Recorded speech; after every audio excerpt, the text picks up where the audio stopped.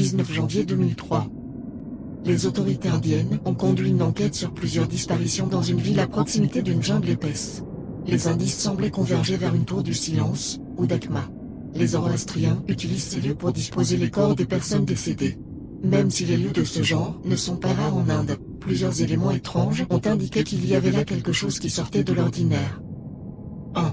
Aucun des corps représentés sur la photographie n'a pu être identifié. Des villageois résidant dans les environs, initialement surpris par le nombre élevé de corps dans le Dakma, ont été incapables de les reconnaître. Par ailleurs, aucun d'entre eux ne correspondait aux descriptions des disparus. 2. Aucun animal n'a pu être observé à proximité, excepté des mouches et des asticots.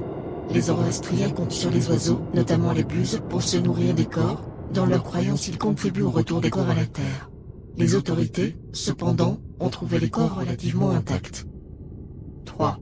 Il n'y a pas de compte officiel des corps. En fait, l'investigation est restée assez superficielle sur les lieux mêmes, sans doute la raison pour laquelle une seule photo en est ressortie. Les autorités ont rapidement vidé les lieux, pas en raison de la vue des corps, mais plutôt pour ce qui suit. 4. Le profond puits visible sur l'image était rempli par plusieurs mètres de sang, beaucoup plus que tous les corps disposés autour auraient pu émettre. La puanteur était si insoutenable que la plupart des membres de l'autorité ont commencé à être pris de nausées en approchant des lieux. 5. L'investigation a dû s'arrêter lorsqu'un villageois a accidentellement fait tomber un petit os dans le puits, brisant la surface coagulée de la piscine de sang. Une grosse éruption de gaz venant du sang en décomposition a alors jailli du puits, éclaboussant ceux qui regardaient dedans, ainsi que le photographe. Ceux qui ont été pris dans l'explosion ont immédiatement été transférés à l'hôpital le plus proche, où ils ont été mis en quarantaine suite à une possible infection. Ils n'ont pas tardé à être pris de fièvre et de délire, hurlant qu'ils étaient souillés par le sang d'Ahriman, la personnification du mal dans le zoroastrisme, bien qu'aucun n'ait admis avoir une quelconque familiarité avec cette religion.